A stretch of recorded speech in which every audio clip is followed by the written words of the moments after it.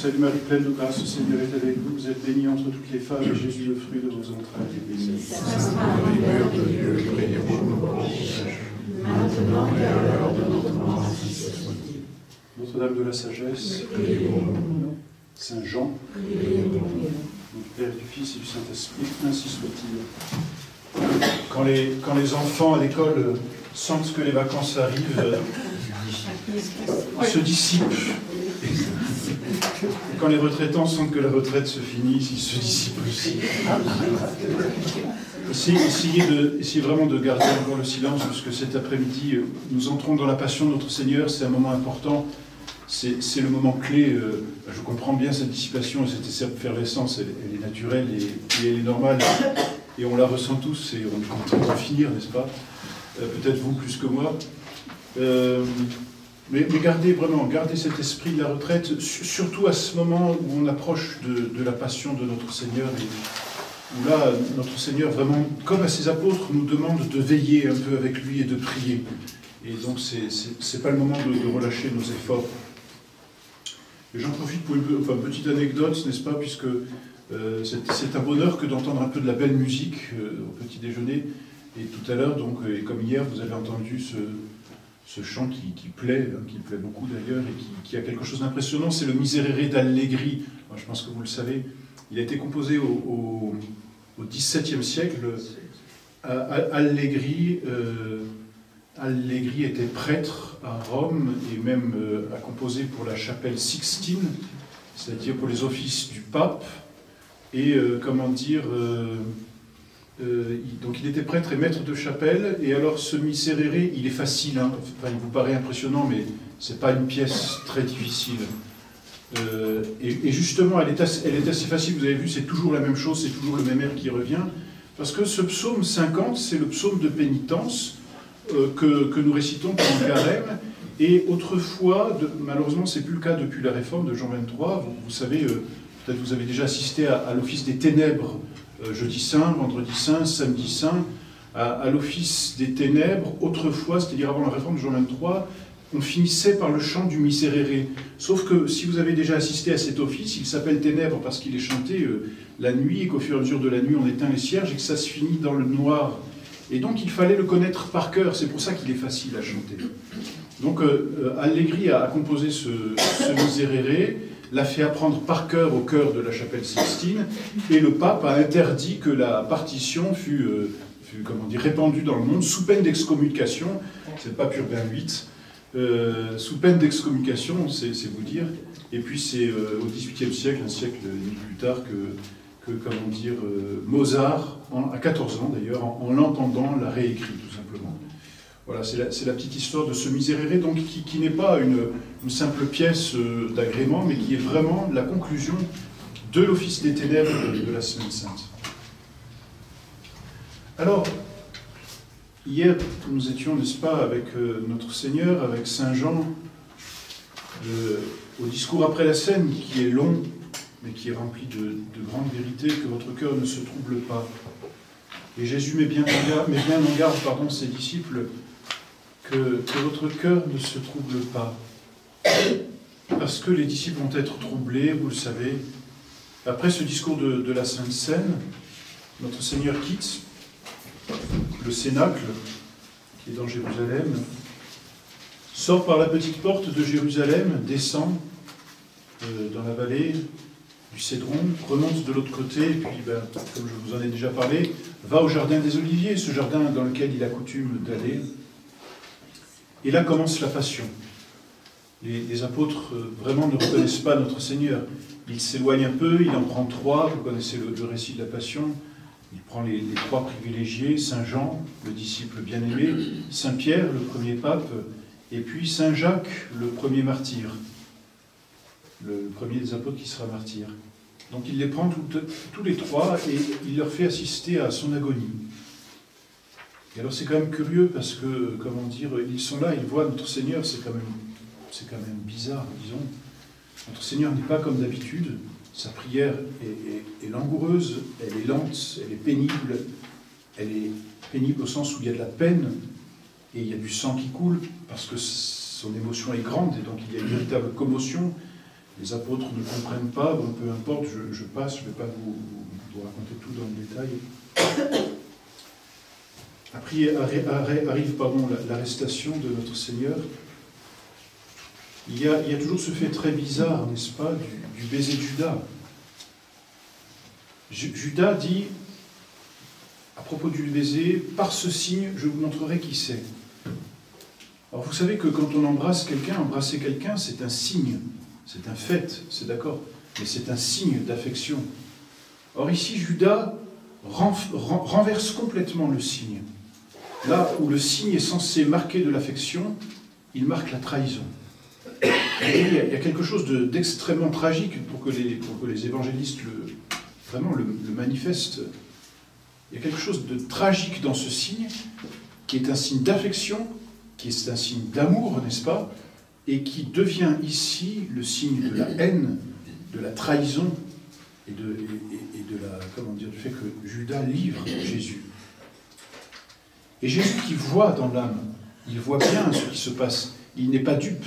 Les apôtres, eux, ne comprennent pas. Probablement, Judas embrasse notre Seigneur, c'est normal, c'est dans l'ordre des choses, c'est dans les coutumes du pays, et puis ils ont vécu ensemble. Donc cette amitié semble normale aux apôtres.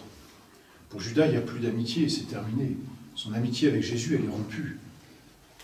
Et pourtant, vous voyez, notre Seigneur qui voit à l'intérieur de l'âme, va tout de suite à l'intérieur. Et sans être moralisateur, notre Seigneur lui fait un reproche et lui donne de l'amour. Parce qu'il lui dit « mon ami ». Et notre Seigneur n'est pas double. Notre Seigneur n'est pas hypocrite. Les paroles de notre Seigneur disent vraiment ce qu'il pense. « Mon ami, c'est par un baiser que tu livres le Fils de l'homme. » Bon. Et puis ensuite Judas s'en va, vous savez bien.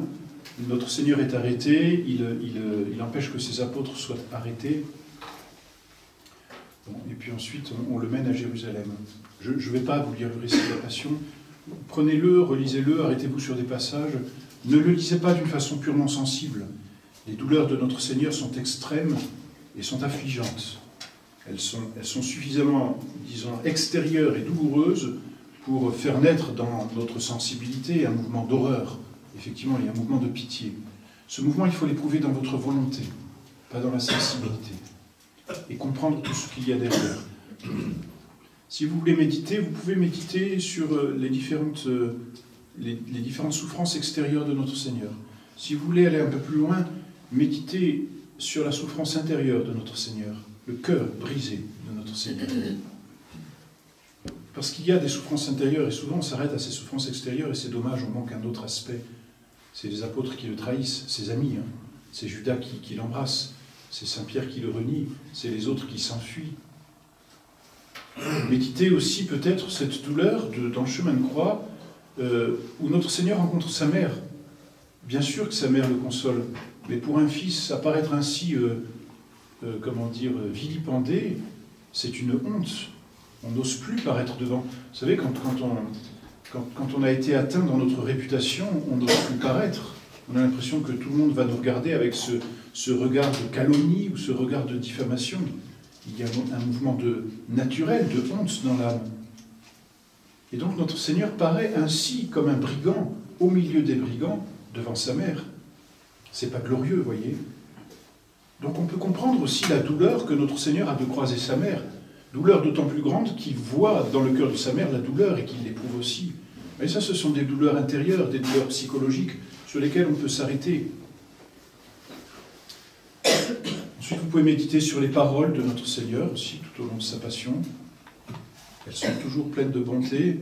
Vous pouvez méditer sur les actes de notre Seigneur durant sa passion. Il passe son temps à faire du bien, sans arrêt. Quand Saint-Pierre, n'est-ce pas, coupe l'oreille du serviteur, là, notre Seigneur va être arrêté. Qu'est-ce qu'il fait? Il lui remet l'oreille. Bon, je pense qu'on ne sait rien, l'Évangile ne nous dit rien, mais on peut imaginer qu'il a été quand même un peu surpris. Hein. Notre Seigneur passe son temps à faire du bien. Et l'Évangile tait les effets de ce bien pour nous manifester que ce bien est gratuit et c'est à nous d'en faire bon usage. Hein. On ne sait pas ce que devient ce serviteur. Mais Simon de Cyrène qui rentre d'une bonne journée, qui se dit « Allez, maintenant la journée est finie, je rentre à la maison, petit apéro, repas tranquille, et puis hop, au lit avec les gamins, Il n'y a pas de série à l'époque, donc le soir c'est juste au coin du feu. Simon de Cyrène rentre des champs tout content, peut-être en train de prévoir sa soirée, il va retrouver son épouse, ses 2 enfants, et on lui dit viens, il y a une procession avec des condamnés, on lui dit porte. C'est humiliant, hein, c'est honteux. C'est le seul qui a porté la croix de Jésus, c'est quand même un honneur. On sait que ses fils sont canonisés, Saint Alexandre et Saint Rufin, on les a au martyrologe. Simon de Cyrène, on ne sait pas. Il a porté la croix de Jésus. On ne sait pas. Je ne dis pas qu'il n'est pas canonisé, hein. Mais voyez, la grâce nous est donnée, la grâce est efficace dans la mesure où notre volonté coopère à la grâce. Et donc, voyez, ça nous demande, ce sont des leçons ici que notre Seigneur nous demande, des leçons de persévérance et de coopération à l'œuvre de Dieu. Je ne vais pas vous faire peur non plus, il nous donne des grâces et ça ne sert à rien, pas du tout, mais ce que je veux dire, c'est que vraiment, il y a un travail de notre part. Il ne suffit pas de faire les choses matériellement. Ici, Simon de Cyrène a porté la croix physiquement de notre Seigneur, quel honneur, et on ne sait pas plus. Puis, voilà, vous pouvez méditer aussi sur tout ce bien, jusqu'à la fin, notre Seigneur fait du bien, puisque à la fin, il donne le ciel au bon larron. C'est quand même très incroyable. Il a une vie de misère, un voleur, probablement, meurtrier, on n'en sait rien. Enfin, il est condamné et il le dit, c'est justice. Donc, il n'a pas fait que des petites choses. Et il demande pardon. Et il obtient le pardon. Et en même temps qu'il obtient le pardon, il obtient le ciel. Voilà, il y a beaucoup de choses extraordinaires, je ne peux pas m'arrêter sur tout. Je veux m'arrêter sur quelque chose peut-être d'un peu difficile, d'un peu délicat, peut-être d'un peu spéculatif, j'en suis désolé. C'est ce petit aspect de la Passion où notre Seigneur donc comparaît devant Pilate. Alors c'est compliqué parce qu'à l'époque, notre Seigneur donc comparait d'abord devant l'autorité juive, mais depuis qu'il y a la domination romaine, les Juifs n'ont plus le pouvoir de vie et de mort. Ça leur a été retiré. C'est le pouvoir romain qui a ce pouvoir de vie et de mort. Si bien que Jésus doit passer par 2 tribunaux, le tribunal des Juifs, le tribunal religieux, et ensuite le tribunal civil, c'est-à-dire le tribunal romain. Donc il y a d'abord ce tribunal religieux qui est un véritable pataquès, hein. Et puis je passe encore, et puis il y a ce tribunal romain, et le procureur, c'est Ponce Pilate, c'est lui l'autorité.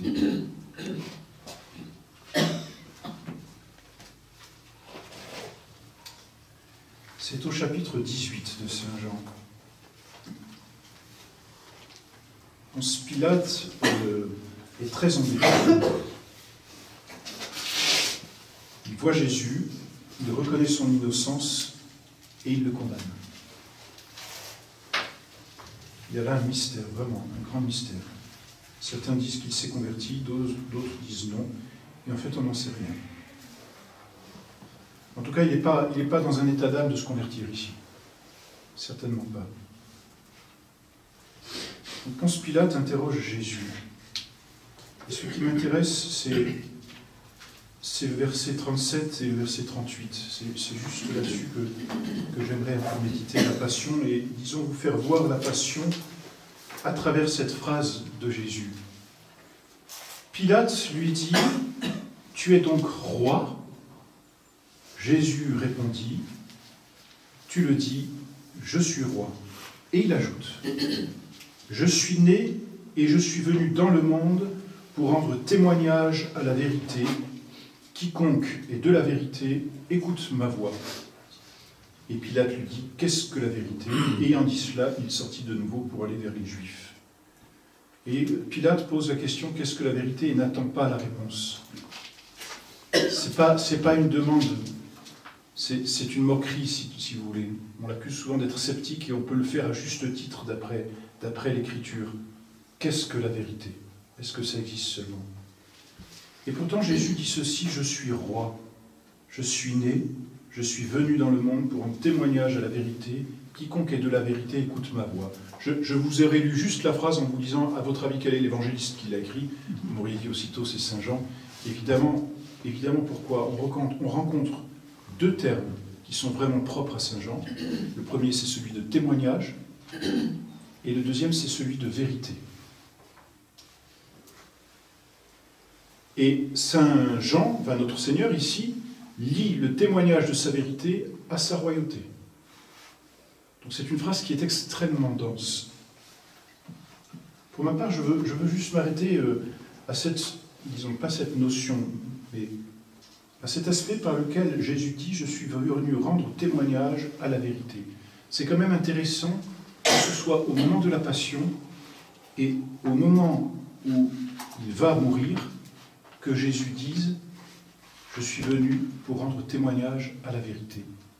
Autrement dit, et c'est ça que j'aimerais, si je peux, vous montrer, c'est qu'il y a un lien que l'on ne peut pas séparer, que l'on ne peut pas briser entre la vérité et la passion de notre Seigneur. La vérité, elle est omniprésente dans l'évangile de Saint Jean. Vous vous souvenez au début, on a vu le Verbe. Au commencement était le Verbe. Le Verbe, qu'est-ce que c'est? C'est la parole de Dieu, on le sait. La deuxième personne de la Sainte Trinité, c'est Dieu qui se dit. Alors vous savez que c'est compliqué en nous, quand nous pensons, nous avons en nous une idée, c'est un peu schématique ce que je dis, mais et à l'extérieur de nous un mot. Voilà. Et le mot que nous utilisons dit l'idée que nous avons en nous. N'est-ce pas? Quand Dieu pense, il produit un verbe, c'est-à-dire on pourrait dire une idée, et cette idée, c'est l'idée parfaite de Dieu. C'est-à-dire que quand Dieu se pense, il se pense tellement parfaitement que l'idée qu'il a de lui est absolument identique à ce qu'il est. Bon, je ne vais pas rentrer dans ce mystère de la Trinité, mais c'est le Verbe. Autrement dit, vous le savez bien, le Verbe de Dieu, c'est-à-dire le Fils, est en tout égal au Père, excepté qu'il n'est pas le Père. Mais il est parfaitement Dieu. Le Verbe est Dieu, et il est la parole de Dieu. C'est pourquoi, dit Saint Jean, tout a été fait par lui.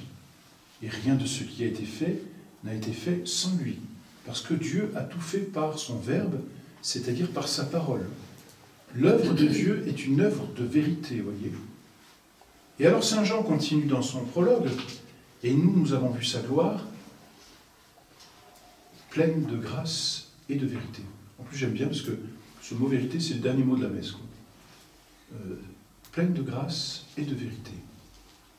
Et ensuite, tout l'évangile de Saint Jean se déroule, vous vous souvenez, à Nicodème, en vérité, je te le dis, ça revient sans arrêt. Et puis la Samaritaine, vous vous souvenez, j'attends des adorateurs en esprit et en vérité. Vous voyez, ça n'arrête pas de venir dans l'évangile de Saint Jean, ici. Pourquoi? Parce que la vérité définit Jésus. Qu'est-ce que Jésus? Il est la vérité. Qu'est-ce que c'est que la vérité? Je ne vais pas vous faire un cours de philosophie, je ne voudrais pas rendre compliqué, n'est-ce pas, cette méditation. Mais la vérité, c'est quand on pense quelque chose qui existe, pour dire les choses simplement. La vérité, c'est quand on pense quelque chose qui existe. Vous le savez bien, et je pense qu'on est suffisamment, et parfois peut-être trop, traditionnaliste, pour souligner le caractère objectif de la vérité. C'est comme ça, nous disons. C'est vrai parce que c'est comme ça. Qu'est-ce que nous disons quand nous disons c'est vrai parce que c'est comme ça? Nous voulons dire que c'est la réalité, donc c'est vrai. Vous voyez, il y a un lien intime, véritable, entre la vérité et la réalité. Jésus, donc, qui est la vérité, est la réalité par excellence. Ça, c'est la première leçon que Jésus nous donne quand il dit « Je suis la vérité ». Vous vous souvenez, dans l'Ancien Testament, « Je suis celui qui suis ». Avant qu'Abraham fût, « Je suis ». Et combien de fois Jésus dit de lui-même « Je suis ». Et quand vous vous souvenez, on l'a vu aussi, quand il va voir ses apôtres, là, il marche sur l'eau, « N'ayez pas peur, c'est moi ». « Ego sum », en latin, « je suis ». « Ego sum », c'est moi, on dit. Mais « c'est moi », c'est « je suis ». Vous voyez, il est l'être par excellence. Et parce qu'il est l'être par excellence, il est la vérité. La première leçon que nous devons tirer, elle est très générale, c'est que la vérité par excellence, c'est Jésus-Christ. Et nous devons toujours tout recentrer sur Jésus-Christ. Je vous ai dit super dominum nostrum Jesu Christum. En fait, ce mot de vérité, ce que je voudrais aussi essayer de vous montrer, c'est que ce mot de vérité résume tout ce que l'on a dit jusqu'à présent. En fait, on est comme Saint Jean, disons, on prend ce regard d'aigle, on s'envole par cercle concentrique jusqu'à atteindre ce point unique qu'est la vérité et qui éclaire tout ce que l'on a dit jusqu'à présent. Donc Jésus est la vérité. Mais non seulement il est la vérité, mais il est la vérité du Père, c'est-à-dire que il dit parfaitement ce qu'est le Père. Et quand il dit « je suis venu pour rendre témoignage de la vérité », il vient de rendre témoignage de Dieu. C'est ça qu'il veut dire. Je viens rendre témoignage de la vérité. La deuxième leçon que nous devons garder, c'est qu'il nous faut apprendre à dire la vérité. Je ne veux pas parler du mensonge, je ne veux pas parler de la diffamation. Mais pour nous, dire la vérité, qu'est-ce que ça veut dire? Ça veut dire déjà penser toutes choses par rapport à notre Seigneur et les dire par rapport à notre Seigneur. Vous voyez, ne cachons jamais, même dans nos discours, nos références au bon Dieu. Dire la vérité, ça coûte. On sait bien ce que produit en nous le respect humain. D'où vient ce respect humain? D'une certaine crainte. Et quelle est cette crainte? La crainte de nous faire des ennemis. C'est ça, au fond, le respect humain. Parfois, on a peur. Alors, vous n'êtes pas obligé d'aller dès ce soir sur la place publique, sur un tonneau, comme les protestants. Je vais vous dire la vérité. Il y a des façons de faire aussi. Mais comme on l'a entendu dans l'Évangile ce matin, on n'a pas le droit de mettre sous le boisseau la lumière que nous possédons. Et cette lumière, c'est Jésus-Christ. Et cette lumière, c'est la vérité, parce que nous savons que la vérité nous éclaire. Elle nous illumine. Nous disons « je comprends ». Et quand nous disons « je comprends », tu vois, quand il faut représenter ça par un dessin dans les bandes dessinées, on a une ampoule allumée. Crac, eureka, j'ai une idée. Vous voyez, ampoule. La vérité et la lumière, c'est la même chose. Vous voyez, cette synthèse ici qu'opère notre Seigneur dans sa petite phrase, et que Saint Jean ramasse aussi pour redire tout son évangile. Dire la vérité. Voilà ce qui nous coûte parfois. On n'est pas obligé de dire à chacun toutes ses vérités non plus, hein, c'est pas ça que je veux dire, n'est-ce pas? Donc tenez-le. Je me place vraiment sous le rapport de notre Seigneur Jésus-Christ. Vous vous souvenez, on a eu un Premier ministre, attendez, qui c'était? Moi, il avait un accent du Sud. Bref, il y a quelques années, c'est pas Barnier, je ne sais plus comment il s'appelait. Castex, Jean Castex. Qui avait l'habitude de dire, je ne sais pas si vous vous souvenez, c'était au moment du Covid aussi, Dieu merci. Un Premier ministre qui dit Dieu merci. On lui a demandé, au gouvernement, d'arrêter de dire Dieu merci. On lui a demandé d'arrêter de dire Dieu merci. C'est dommage, ça faisait du bien, dans un gouvernement laïque, d'entendre le Premier ministre, le chef du gouvernement, dire Dieu merci. C'était peut-être spontané chez lui, je ne sais pas. Mais en tout cas, le mot était prononcé. Et voyez ce que ça produit chez les ennemis de notre Seigneur? On lui demande de ne plus le dire. Pourtant, ce n'était pas un discours sur Dieu. On n'a pas entendu faire un discours sur Dieu. Il n'a rien fait en la faveur de la tradition, même de la religion catholique en général. Enfin, on ne peut pas non plus le soupçonner d'être un catholique infiltré dans un gouvernement franc-maçon. Pas du tout. Et pourtant, on lui a demandé d'arrêter de dire Dieu merci, vous voyez. Parce que c'était encore trop choquant. Mais nous devons, à notre façon, et autant que nous pouvons, dire cette vérité. Dieu merci, nous devons pouvoir dire Deo gratias ou des petites, voyez, ces petites phrases. Merci mon Dieu. Et ça devrait être spontané en nous. De sorte que cette spontanéité dise quoi? Une vie. Une vie de vérité. Donc voilà, première chose, rendre témoignage à la vérité. C'est ce que fait Jésus-Christ. Dire le vrai. Deuxième chose, non seulement dire le vrai, mais être vrai. Il ne suffit pas de dire, il faut être.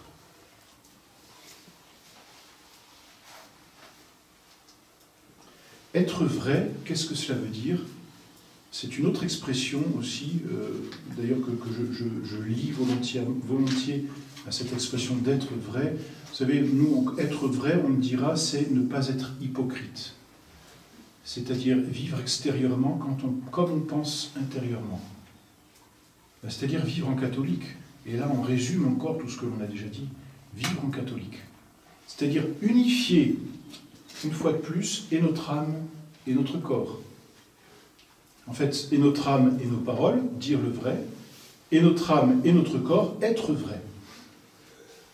Donc vivre nous-mêmes face à Dieu comme de vrais catholiques. Et cette expression d'être vrai va même plus loin. On la trouve dans l'évangile de Saint Jean. C'est faire le vrai. Faire le vrai. Le mot vérité dans l'évangile de Saint Jean, alors le mot lui-même de vérité apparaît 24 fois, l'adjectif vrai apparaît 14 fois dans son évangile. Puis après vous avez les adjectifs véritables ou l'adverbe vraiment qui apparaissent chacun 9 et 7 fois. C'est-à-dire qu'on a quasiment 60 occurrences à la vérité. Il y a 21 chapitres, 20 chapitres, donc il y a quasiment 3 fois le mot vrai ou vérité par chapitre dans Saint Jean. C'est vous dire que ça revient sans cesse, hein. Sans parler du verbe, sans parler de tout ce qui est autour et qui ne dit pas le mot dans sa racine. Faire le vrai, qu'est-ce que cela veut dire? Ça veut dire vivre tel que l'on est. Et quand on peut dire être vrai, c'est par rapport à nous-mêmes, faire le vrai, c'est par rapport au prochain. C'est-à-dire apparaître comme catholique. C'est pas simplement dire des choses, parce qu'on peut être beau parleur, on peut être facilement moralisateur. Mais ce qu'attend notre prochain, c'est un témoignage de la vérité. Je suis venu pour rendre témoignage à la vérité. Or, le témoignage, il est double. Il est dans les paroles et dans les actes. Et on dit bien, n'est-ce pas, les paroles émeuvent, mais les actes attirent. Un beau parleur, c'est déjà sympathique, mais celui qui vit vraiment, celui-là attire encore plus. Et notre meilleur moyen d'apostolat autour de nous, c'est non seulement de dire le vrai, mais surtout d'être vrai. C'est-à-dire d'avoir ce rayonnement de vérité en nous.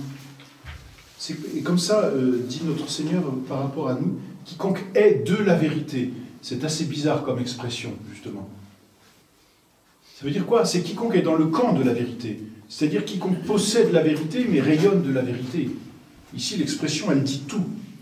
Hein, je suis roi, je suis né et venu dans le monde pour rendre témoignage à la vérité. Quiconque est de la vérité, écoute ma voix. Donc, être vrai, c'est faire la vérité, c'est-à-dire vivre de la vérité. C'est Saint Jean qui dit ailleurs, je crois que c'est juste après le passage de la femme adultère, « Si vous demeurez dans ma parole ». On a encore le verbe « demeurer » et on a la parole ici qui dit la vérité. « Si vous demeurez dans ma parole ». Voilà ce que ça veut dire faire le vrai. Demeurer dans ma parole. Saint Jean au chapitre 8, c'est aussi intéressant par contraste. C'est après donc la femme adultère, une fois encore.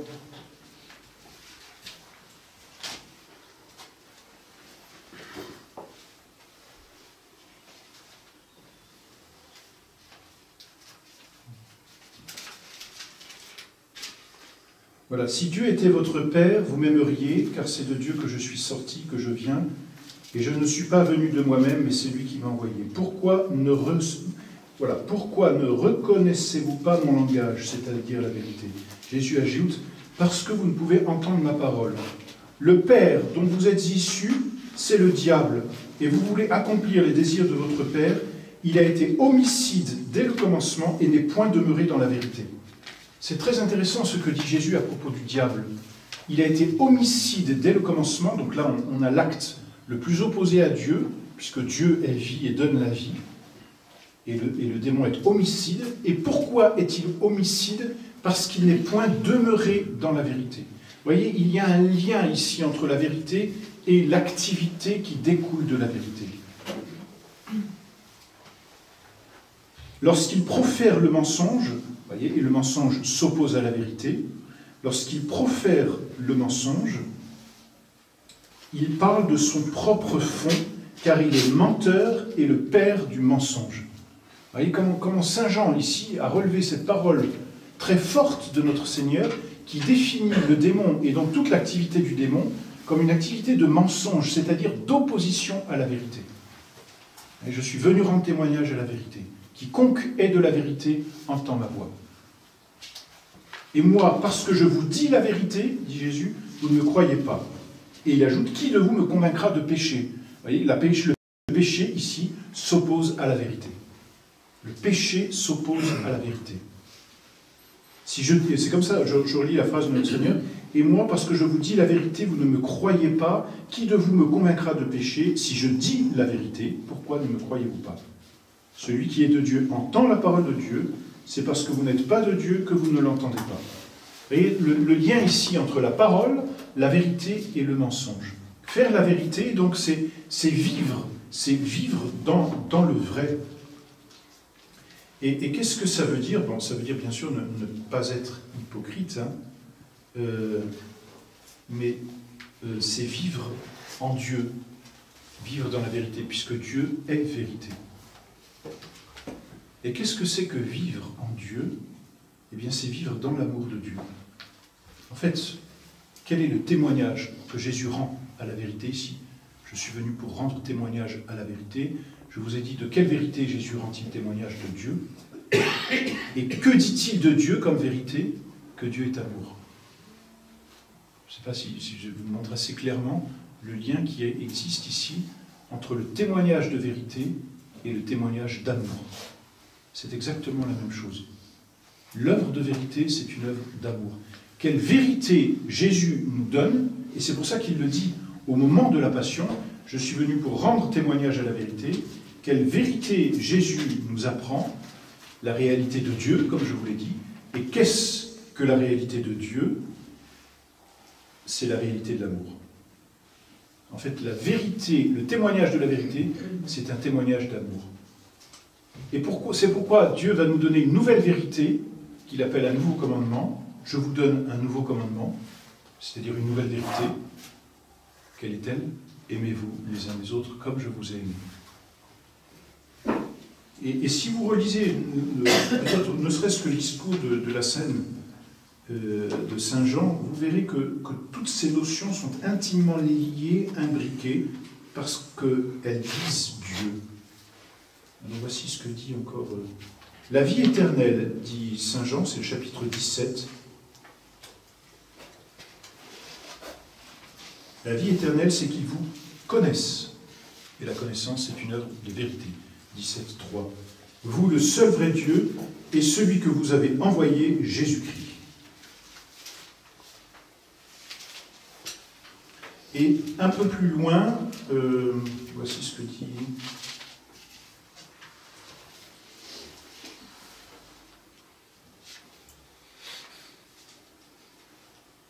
Voici ce que dit encore Saint Jean. Et c'est là, je dirais, l'achèvement de toute la passion. Sanctifiez-les dans la vérité. C'est facile à tenir, c'est 17, chapitre 17, verset 17. Sanctifiez-les dans la vérité. Or, quand nous voulons définir la sainteté, qu'est-ce que c'est que la sainteté? C'est la charité, c'est l'amour de Dieu. Et là, notre Seigneur dit aux apôtres, enfin s'adresse à son Père, parle aux apôtres et leur dit « Sanctifiez-les dans la vérité ». Dans la vérité, on retrouve cette idée de demeurer, vous voyez. Et en fait, toute la vie chrétienne est résumée ici. Dans la vérité, ça veut dire à la fois dedans et par la vérité. Il y a pour nous ici un programme de vérité qui est d'abord de contempler, être dans la vérité, posséder, parce que c'est ça la contemplation, la vérité, et ensuite la rayonner, c'est ça la sainteté. Notre Seigneur dit ceci, sanctifiez-les dans la vérité, 2 points, votre parole est vérité. Et la vérité, c'est Dieu, c'est Jésus-Christ. Il n'y a pas, on revient à ce qu'on a dit, il n'y a pas de sanctification possible en dehors de notre Seigneur, qui est la vérité. C'est pourquoi la sainteté, c'est-à-dire le ciel, c'est la connaissance de Jésus-Christ. La vie éternelle, c'est qu'ils vous connaissent, vous, et celui que vous avez envoyé, Jésus-Christ. En fait, dans notre vie, tout est affaire de vérité. C'est pourquoi tout est affaire de foi, parce que c'est la même chose. La foi, c'est l'adhésion de notre intelligence à la vérité suprême qui nous est révélée. Et Saint Jean dit ailleurs, c'est au chapitre 3 cette fois,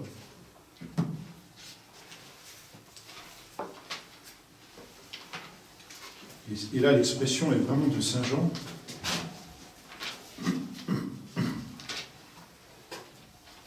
C'est dans le discours à Nicodème que je vous l'ai lu très rapidement. C'était la fin du discours à Nicodème. Celui qui accomplit la vérité. C'est ça que dit Jésus. On l'a dit, je vous l'ai lu en passant, on ne s'était pas arrêté. C'est-à-dire celui qui fait la vérité. Celui qui accomplit la vérité. Ce sont des expressions qui pour nous sont très bizarres parce que souvent on dissocie la vérité de notre agir. On dissocie la pensée de notre agir. Là, il n'y a pas de dissociation possible avec notre Seigneur. Celui qui accomplit la vérité, dit-il, vient à la lumière, de sorte que ses œuvres soient manifestées, parce qu'elles sont faites en Dieu. Quand il dit de sorte que ses œuvres sont manifestées, il dit de sorte qu'il devient un témoin. Et celui qui accomplit la vérité vient à la lumière, et de la sorte, il devient un témoin. Ses œuvres sont manifestées.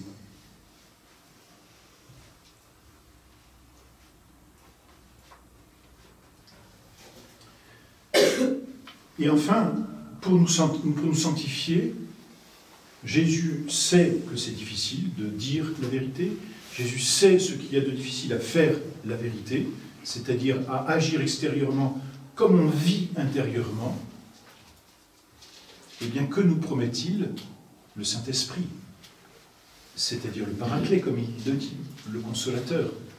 Et nous savons que le Saint-Esprit en Dieu, c'est l'amour. Il nous promet donc l'amour de Dieu, le Saint-Esprit, enfin la personne de l'amour de Dieu, ici, le Saint-Esprit, pour nous sanctifier. Et il le dit à ses apôtres, c'est dans le discours après la scène, il dit à ses apôtres, « Je vous enverrai l'Esprit de vérité ». C'est comme ça qu'il l'appelle. « Je vous enverrai l'Esprit de vérité. Lui vous rappellera tout ce que je vous ai dit, pour que vous puissiez demeurer dans ma parole. » Là, on a le fond même de tout l'évangile de Saint Jean, en fait. Tout ce que l'on a vu, tout ce que l'on a médité jusqu'à présent, toutes ces petites histoires très sympathiques, qui nous ont rendu notre Seigneur si proche, si aimable, si intime de nous-mêmes, là, Saint Jean nous aide à, disons, à approfondir cette intimité divine, et il nous dit, attention, c'est pas un homme ordinaire, c'est Dieu. Et Dieu, c'est quoi? C'est la vérité et l'amour. Et en Dieu, il y a distinction des personnes, mais tout Dieu est amour, tout Dieu est vérité. En fait, il y a une unité profonde en Dieu. Et c'est à ce moment-là aussi où il dit qu'il enverra l'Esprit de vérité, qu'il parle de l'unité, qu'il soit un, comme mon Père et moi sommes un. Et dans notre vie, il doit y avoir cette unité de vérité et d'amour. Alors, quel est le témoignage suprême que Jésus rend à la vérité? C'est l'amour pour les hommes. Et quel est le témoignage suprême d'amour pour les hommes? Il n'y a pas de plus grand amour, c'est notre Seigneur encore, dans le discours à la scène, il n'y a pas de plus grand amour que de donner sa vie pour ceux que l'on aime. Le témoignage de la vérité, c'est quoi? C'est la passion. C'est la passion. Oui, c'est très incroyable où notre Seigneur nous emmène quand il dit « Je suis venu et je suis né dans ce monde pour rendre témoignage à la vérité. Oui, je suis roi. Quiconque est de la vérité écoute sur ma voix. » Alors, qu'est-ce que ça veut dire maintenant, être de la vérité? Ça veut dire être disciple de Jésus, qui est la vérité. C'est ça, un chrétien. C'est-à-dire être marqué de la croix. Qu'est-ce que ça veut dire faire la vérité, maintenant? Bien, ça veut dire vivre selon la vérité, selon Jésus-Christ. Et qu'est-ce que c'est vivre selon Jésus-Christ? C'est vivre selon la croix. Vous voyez jusqu'où Saint Jean nous emmène à travers ces notions assez philosophiques, peut-être un peu trop spéculatives. Mais en fait, Saint Jean nous explique ici que la vérité de Dieu, ce n'est pas une nébuleuse à part. Cette vérité, il l'a vue. Dieu a rendu témoignage de la vérité, et concrètement, c'était quoi? C'était la passion, l'œuvre d'amour. Est vrai celui qui agit dans l'amour de Dieu, est vrai celui qui a l'esprit de sacrifice. Vous voyez, comme tout cela est indissociable dans notre vie. Vérité, amour, sacrifice, finalement, c'est une seule et même réalité, c'est la vie de Dieu. C'est la vie de Jésus-Christ, c'est la vie de l'Esprit Saint.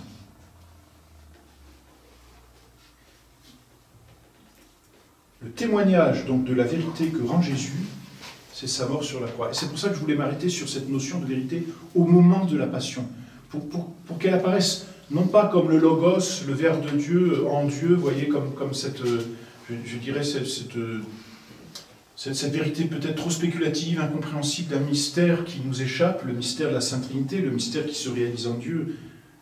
En fait, ce mystère, Jésus en a témoigné, c'est un mystère d'amour, c'est un mystère de souffrance, c'est un mystère de passion, c'est un mystère de sacrifice.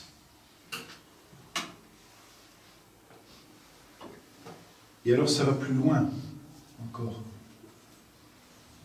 Le sacrifice, bien sûr, c'est une souffrance, mais quel est le suprême sacrifice ici?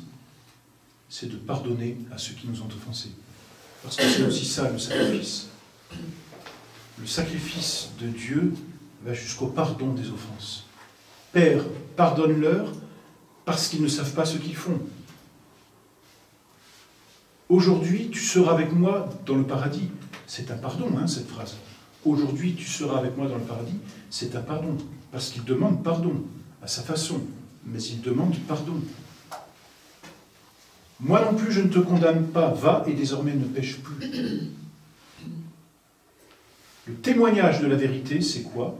C'est non seulement le témoignage d'amour que Dieu a pour nous, mais d'un amour qui est tel qu'il va jusqu'à donner sa vie pour nous, et qu'il va donner sa vie pour nous pardonner. C'est pas rien. Il donne sa vie pour nous pardonner.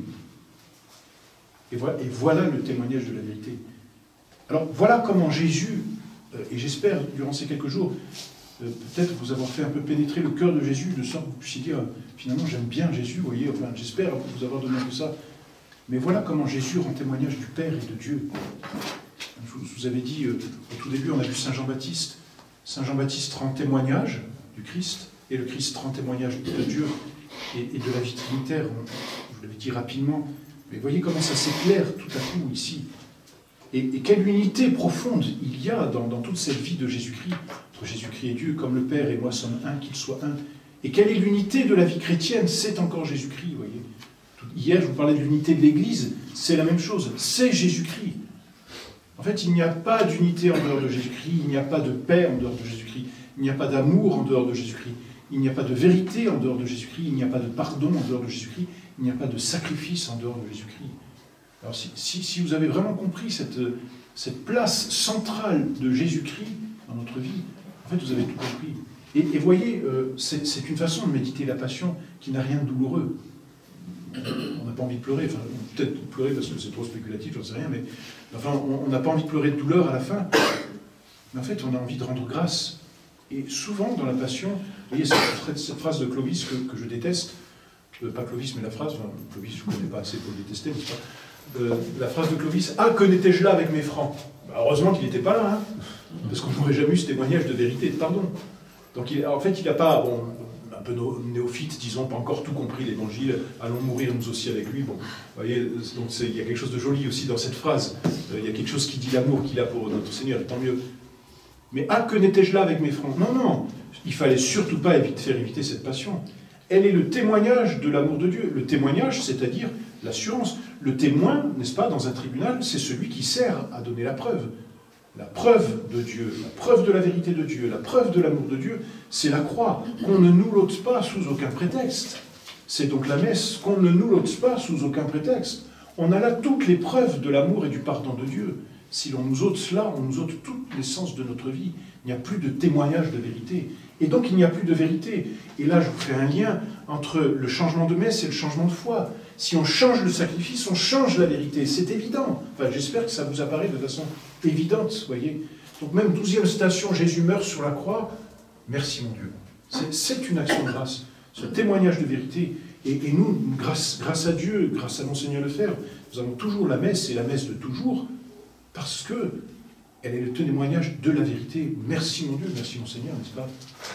Merci parce que nous restons par la messe, par notre assistance, par notre amour de la messe, et par notre compréhension de la messe, plein de grâce et de vérité, et elle s'achève heureusement ainsi, nous restons pleinement catholiques, c'est-à-dire pleinement disciples du Christ, mais pleinement apôtres, pleinement témoins. Et nous sommes toujours, et c'est le rôle, à mon avis, c'est, enfin bon, là c'est personnel, mais à mon avis c'est l'unique rôle de la fraternité dans l'histoire de l'Église, c'est d'être les témoins, d'être des témoins. Nous sommes témoins. Témoins de quoi? Pas témoins de la messe simplement. Témoins de la vérité, témoin de l'amour, témoin du pardon, témoin de Dieu. Dans ce que Dieu est et de ce qu'il a voulu paraître pour nous. Voilà comment je voulais vous présenter, c'est peut-être un peu confus, mais voilà comment je voulais vous présenter un regard sur la passion à travers cette seule phrase de notre Seigneur. Je suis venu pour rendre témoignage. Il le dit au moment de la passion. Et voyez, c'est ça que je n'aime pas chez Ponce Pilate. Et je le déteste profondément, Ponce Pilate. Qu'est-ce que la vérité? Ponce Pilate, je termine là-dessus, c'est le libéral par excellence. Voilà. Si vous voulez une définition du libéral et du libéralisme à l'heure actuelle, et dans la crise de l'Église, c'est Ponce Pilate. Ponce Pilate passe son temps à défendre notre Seigneur, et nous, on a pitié de Ponce Pilate. Tous comme ça. Enfin, moi, je l'étais, mais j'ai plus pitié. Mais j'ai eu pitié, le pauvre. Mais le pauvre, il a tout pouvoir. Il le dit. J'ai tout pouvoir. Dieu lui dit, il n'y a qu'un pouvoir que tu n'as pas, c'est le pouvoir de Dieu. Hein. Donc le pouvoir que tu as, tu ne l'aurais pas s'il n'était venu d'en haut. Donc il lui dit bien, tu n'as qu'un pouvoir au-dessus, tu n'as que le pouvoir de Dieu. Il a tout pouvoir, Ponce Pilate. Et en même temps, il est lucide sur l'innocence de Jésus-Christ. Et que fait-il? Il voit et il ne fait pas. Voyez le mensonge ici, l'hypocrisie? Il ne suffit pas de connaître et de dire la vérité. Cet homme est innocent, il dit la vérité. Cet homme est innocent, mais il ne fait pas la vérité. Alors on dit tous les jours, à souffrir ce Ponce Pilate dans le credo, on n'est pas prêt d'oublier ce type. Alors on le dit de façon historique pour replacer l'incarnation dans un contexte historique. Enfin, le contexte historique que l'on prend, c'est celui qui a condamné Jésus. Vous savez comment il fait? Il est tellement libéral, et c'est ça que je déteste chez les libéraux aussi, cette espèce de mondanité, c'est-à-dire de complaisance pour le monde, et le monde qu'il a en face de lui. C'est-à-dire, le libéral, il est assis entre deux chaises, c'est ça qui le définit. Il serait parfaitement moderniste, on ne s'en occuperait même pas. Il est libéral, alors on a un peu pitié parce qu'il est entre deux chaises. Il tient la vérité et il fait autre chose que la vérité. Voyez, je vais à la messe le dimanche, mais le samedi soir, j'ai des soirées où on ne veut pas savoir ce qui se passe. Voilà, ça, le libéral, il est comme ça. Et en fait, qu'est-ce qu'il fait, le libéral? Il va de concession en concession, de compromis en compromis. C'est ça la marque du libéral. C'est des petits compromis. Et vous direz, ce n'est rien. Il est innocent. Mais comme il veut le mettre à mort, je ne vais pas le mettre à mort. Mais par contre, je vais quand même le faire flageller. Et c'est ça. Et de compromis en compromis, Pilate va jusqu'à l'abandon de notre Seigneur. Et on a pitié, mais il n'y a pas de pitié à avoir pour cet homme. Aucune pitié. Il aurait dû dire, il est innocent, je ne le condamnerai pas. Alors on lui dit, si tu ne condamnes pas, tu n'es pas le copain de César. Et il a la trouille pour son pouvoir. Alors qu'est-ce qu'il fait? Deuxième étape, disons autre étape plutôt, on lui met une couronne d'épines. Voilà. Et puis on le montre devant tout le monde. Ah, c'est sûr que s'ils avaient besoin de sang, là, ils ont pu être pus. Ça devait dégouliner notre Seigneur. Vous imaginez, Ecce Homo. Il leur montre quoi. Et ils pensent que ça va suffire. Mais pour apaiser le peuple et ne pas condamner Jésus, il le torture. N'oubliez pas ça chez Pilate. Et ça ne suffit pas. Il y a sa femme qui vient voir, qui dit surtout fais rien. J'ai eu un songe cette nuit, surtout tu fais rien, quoi. Elle a la trouille. Ça va mal se finir. Il a une mise en garde de bobonne, quoi. Et qu'est-ce qu'il fait? Il dit je suis innocent. C'est incroyable, c'est incroyable. Là, dans le genre faire la vérité, on est à l'opposé, c'est un mensonge. Je suis innocent. Et il le leur livra pour qu'il fût crucifié. Et il se lave les mains. Voyez la compromission ici? Elle est totale, elle est parfaite. Et Jésus va jusqu'à la mort. Ça, c'est la définition du libéral. Alors là, on a toutes les phases du libéralisme. On les a toutes. Quiconque écoute ma voix est de la vérité. Demeurez dans la vérité. Père, sanctifiez-les dans la vérité. Voilà disons, un résumé, une façon d'entrevoir et de méditer la passion de notre Seigneur. Au nom du Père, du Fils et du Saint-Esprit, ainsi soit-il. Gloire soit au Père, au Fils et au Saint-Esprit.